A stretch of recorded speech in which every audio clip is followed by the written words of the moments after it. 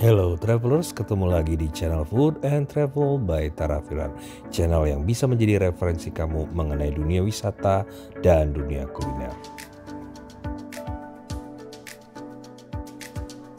Hai travelers, kali ini saya sedang ada di Jogja dan ingin mengajak travelers untuk staycation di Hotel Bintang 5 di Yogyakarta. Namanya Grand Mercure Hotel. Yuk kita ikuti ulasan tentang hotel ini. Gak usah berlama-lama lagi ya.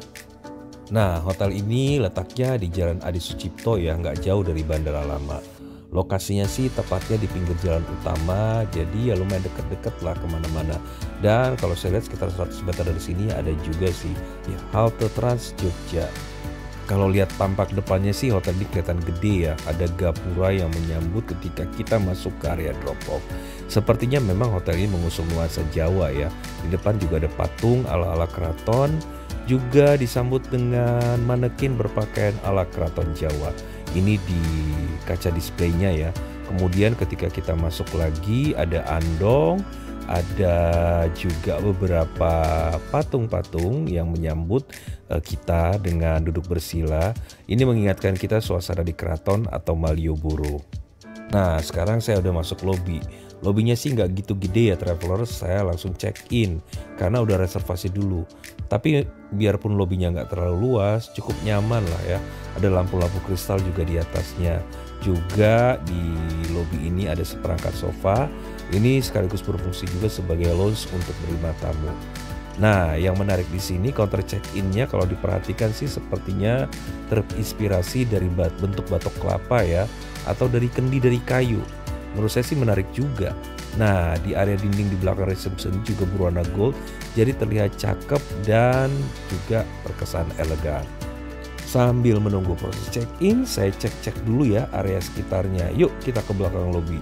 Masih ada unsur-unsur tradisional lain. Ada sepasang boneka wayang Jawa. Ini sih nuansa tradisional memang terlihat banget ya. Nah, ternyata hotel ini juga pernah dapat rekor muri sebagai hotel dengan ornamen Borobudur terbanyak. Coba nih, nanti kita lihat ya gimana sih interiornya, bener nggak penuh dengan atau banyak ornamen-ornamen Borobudur di dalamnya. Secara keseluruhan sih stylenya ya tradisional modern ya, karena ada banyak kursi juga berwarna merah di sini. Ini dipadukan juga dengan pajangan-pajangan etnis Jawa. Juga di bagian belakang ini ada beberapa handicraft tradisional yang dijual. Ini seperti pembatas buku, ada kipas, ada gantungan kunci, ada juga bahan-bahan batik yang dijual di sini. Biasanya sih pembatiknya langsung kerjain motif batiknya di sini. Tapi pas saya ngambil video di sini pembatiknya lagi nggak ada. Proses check-in udah selesai, saya udah terima kunci. Tapi sebelum masuk ke kamar traveler, saya penasaran nih, ingin explore dulu hotel ini. Bener nggak sih? Saya ingin buktikan juga bahwa hotel ini memang pantas disebut sebagai dan nerima rekor juga sebagai hotel dengan ornamen candi Borobudur terbanyak. Jadi saya penasaran mutar dulu ya ke sekitar hotel. Ya, tapi emang sih sepanjang yang saya lewati sejak awal pintu masuk ya saya udah melihat beberapa ornamen candi ini sebagai bagian dari interior hotel. Seperti ini nih, travelers, ada ornamen di langit pintu masuk lobi hotel, ada bentuk candinya juga. Nah, terus ketika berjalan ke belakang di area meeting room ada ukiran kayu berbentuk gapura candi di pintu masuk meeting roomnya. Ini lengkap juga dengan lampu dinding yang berbentuk candi. Nah, di bagian lain juga ada gerobokan kayu, ini dekat meeting room juga nih, dengan set kursi meja dari kayu, juga ada pajangan-pajangan bernuansa candi. Jalan ke belakang lagi, di taman indoor juga ada ornamen candi dari bahan batu alam. Kemudian di koridor, nah ini lampu-lampu gantungnya juga berbentuk candi. Ini memang kalau kita perhatikan, ya banyak banget sih ornamen-ornamen berbentuk candi di hotel ini. Terus kita lihat juga ini toiletnya ya asik juga, ide dekorasinya bagus. Dan pokoknya ornamen-ornamen candi banyak banget di hotel ini. Terus lampu-lampu gantung di plafon, termasuk juga koridor menuju kamar. Ini ada ukiran batu, ini dengan bentuk candi juga. Terus di depan kamar masih ada juga ornamen candi, ini di lubang intipnya. Selesai muter-muter, sekarang saya menuju kamar melalui lift. Saya dapat kamar di lantai 10 Travelers. Nah, kamar yang saya pesan di sini adalah tipe executive room. Harganya waktu itu sekitar 2,1 jutaan. Nah, sekarang saya sudah sampai di kamar. Ini dia kamarnya, kamar tipe eksekutif. Luasnya sih sekitar 38 meter persegi ya. Ada tempat tidur ukuran king di dalamnya. Kalau di situs resminya sih kamar ini bisa ditempati oleh 3 orang. Kamarnya sih memang cukup lega ya Travelers. Kemudian kalau kita lihat lagi di atas headboard ada lukisan printing ini bermotif candi. Kemudian di kiri kanan tempat tidur ada nakas dengan lampu baca. Juga ada colokan untuk ngecar, juga ada tombol lampu di kiri dan kanannya. Lantainya ini dilapis kayu parkit, jadi kalau malam tuh nggak terlalu dingin ya kalau AC-nya nyala. Biasanya kan pagi-pagi kita bangun terus lantainya terasa dingin di kaki. Room amenities-nya ya lumayan lengkap lah, ada teh, kopi, gula diet, brown sugar, juga ada pemanas airnya. Room amenities-nya sih cukup sederhana ya Travelers. Ada tea bag namun kita tidak ketahui dari brand apa karena sudah dalam sasetan dengan di cover brand Hotel Grand Mercure. Kemudian ada juga air mineral dan kemudian mini fridge di bagian bawah tapi isinya kosong. Di dalam laci juga ada hair dryernya. View dari kamar yang saya dapat adalah view kota atau city view. Seperti ini nih Travelers. Satu lagi yang perlu diimprove di kamar ini adalah penerangannya. Ini saya anggap penerangannya sih kurang terang ya. Meskipun saya sudah buka tirai jendela dan ini masih dalam kondisi sore. Kalau tirainya ditutup sih kerasa ya suasana kamarnya agak redup. Sebenarnya bukan geruk-geruk banget, tapi saya tuh suka kalau kamarnya terang. Nanti kalau tidur tinggal saya matiin lampunya supaya lebih gelap. Kamarnya juga dilengkapi dengan smart TV, bisa Netflixan atau YouTubean kalau mau santai. Tapi sayangnya Travelers, ini juga yang saya sesalkan ya. Koneksi internet di kamar agak-agak parah. Lelet banget terutama malam hari. Beberapa kali koneksinya ini drop ya. Jadi terus terang ini mengganggu kenyamanan saya juga. Kemudian lemarinya cukup gede ya, 2 pintu dengan pintu geser. Di dalamnya ada bathrobe, ada slippery, ada iron dengan iron board-nya. Kemudian ada juga safe deposit box. Kalau mau laundry, ini daftar harganya ya. Sekarang kita ke kamar mandinya. Nah, kamar mandinya ukuran standar ya. Ada bathtubnya juga, ada shower roomnya juga. Pancaran airnya sih agak kurang merata ya dari shower roomnya, tapi temperatur air panasnya cukup stabil, nggak ada masalah. Kemudian untuk toiletnya juga tersedia, tapi nggak ada saver, mungkin harus diminta ya. Yang lain-lain standar lah ya, tersedia ada body wash, ada sampo ukuran botol besar, tapi tidak ada kondisionernya. Agaran juga ya Versace bintang 5 seperti ini. Fasilitas yang lain sih di kamar ya tersedia sesuai standar lah ya. Ya secara umum sih saya lebih suka ya dengan kamarnya karena kamarnya tenang, bersih, juga simple. Cuman ya memang gangguannya adalah pada koneksi internet di kamar yang suka on off. Nah sekarang kita cobain breakfastnya ya Travelers, ini udah pagi. Breakfastnya disediakan di lantai 8 di Resto Purple. Ini sih restonya juga masih menggunakan nuansa-nuansa Jawa klasik ya. Ada ornamen-ornamen pilar dan patung-patung ala Jawa.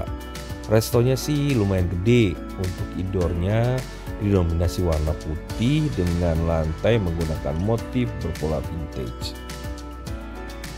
Ini dikombinasikan juga dengan warna coklat motif kayu pada meja display makanannya. Nah untuk unsur tradisionalnya juga ada beberapa pajangan dinding dari ukiran kayu. Juga lampunya menggunakan bentuk seperti bunga teratai atau bunga lotus terbalik. Ini keren juga sih, apalagi alas piringnya menggunakan warna ungu. Jadi ada permainan pada kontras warnanya. Mau duduk di outdoor juga bisa Travelers. Nah begini nih suasananya. Masih menggunakan gaya tradisional dengan gapura bertemakan ukiran Jaya. Resto ini sih berdampingan dengan kolam renang ya. Jadi habis makan mau langsung renang bisa-bisa aja sih. Sekarang kita lihat pilihan makanannya travelers ya. Untuk pilihan makanan breakfastnya ini cukup beragam dan standar sih. Mulai dari masakan, ada masakan lokal khususnya Jawa, ada masakan Indonesia atau Nusantara, ada Western, Chinese, juga makanan Jepang. Kita mulai dari menu-menu Westernnya ya travelers, bisa langsung dilihat. Terus ini makanan Indonesianya bisa dilihat ya travelers, pilihan menunya. Untuk Chinese foodnya ada pilihan noodle soup dengan variasi kuah ayam atau kuah tom yum. Saya sih pilih tom yum, tapi ada sedikit rasa pahit yang tersisa di kuahnya ya, jadi agak kurang nyaman juga. Ini menu Jepang, ada aneka sushi, ada nasi pecel juga dengan aneka sayurannya, ada juga rebus-rebusan. Untuk Indonesian foodnya ini sediain ala-ala makanan rumahan ya. Ada ayam goreng, ikan asin, sayur bening, enak juga sih. Nah, ini pilihan bread and pastry. Ada yang sweet, ada yang savory. Lengkap juga dengan aneka jajanan pasarnya. Ada aneka dessert juga seperti mouse, puding. Ini dalam meja yang dipisahkan tersendiri.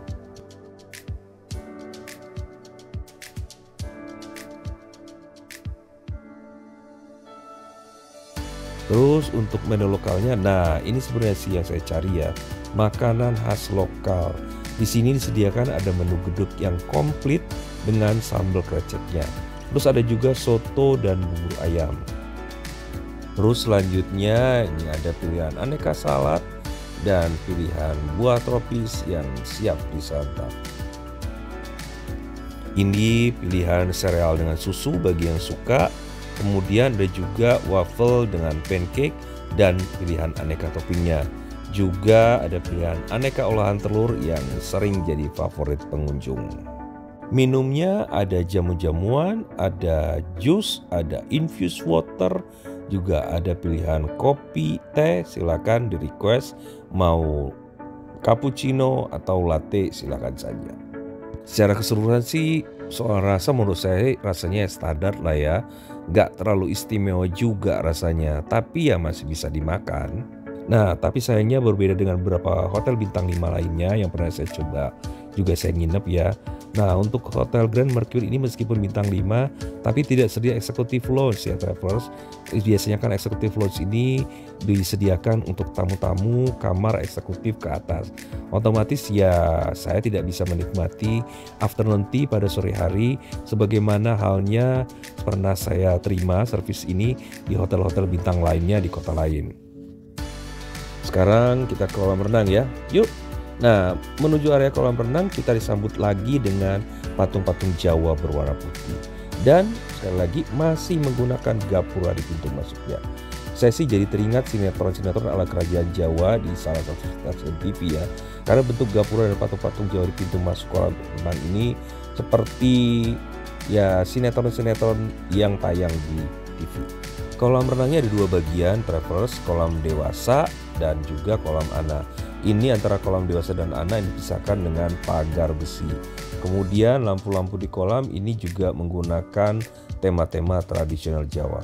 Menurut saya juga standar aja ya. Gak banyak tanaman gede juga. Jadi karena ini kolam outdoor, kebayang ya kalau mungkin kita berenang pagi lumayan panas juga ya mataharinya karena terkena langsung ke kulit kita.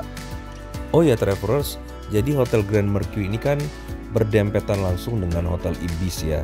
Jadi ketika di kolam renang sepertinya ada koneksi langsung dari Hotel Mercure ke Hotel Ibis ini. Terus Hotel Grand Mercure ini kan gak punya kids club ya travelers. Jadi mungkin buat yang bawa anak-anak kecil waktu mainnya sih lebih baik dimanfaatkan di kolam renang ya daripada di tempat lain gak tersedia kids clubnya. Fasilitas lain adalah fitness center. Ini letaknya di lantai 2 berdampingan dengan massage and spa. Tapi saya nggak memanfaatkan massage and spa ini ya, jadi saya tidak masuk ke dalam. Saya cuma ngecek-ngecek fasilitas fitnessnya. Nah, fasilitas fitnessnya juga standar ya. Ada peralatan untuk latihan beban, ada latihan kardio, ini tersedia semua. Sayangnya di sini nggak ada whirlpool dan jacuzzi ya traveler. Saya udah nanyakan petugas ya, ternyata belum tersedia. Fasilitas lain yang tersedia adalah bar yang terletak di lantai dasar sebelah lobi. Namanya 88 Bar and Lounge. Kalau travelers mau ngopi-ngopi atau gabut malam-malam, bisa ngabisin waktu di sini. Ada meja biliar, ada juga papan catur. Mau ngobrol atau ngopi-ngopi atau nge-wine juga bisa di sini. Bar ini terbuka untuk umum ya travelers, termasuk pengunjung dari luar, karena memang letaknya berada di depan hotel. Kalau ingin membeli bahan atau pakaian batik selain di hotel, di sebelah hotel juga ada counter batik dengan motif batik tulis dan kualitasnya juga baik. Oke, travelers, rasanya udah cukup ya virtual tour kita di Hotel Grand Mercure Yogyakarta. Saya mau pamit dulu sambil menikmati wisata kuliner di Jogja. Terima kasih ya travelers udah ikuti channel ini, tapi jangan lupa terus subscribe, like, and comment. Terima kasih dan salam sehat.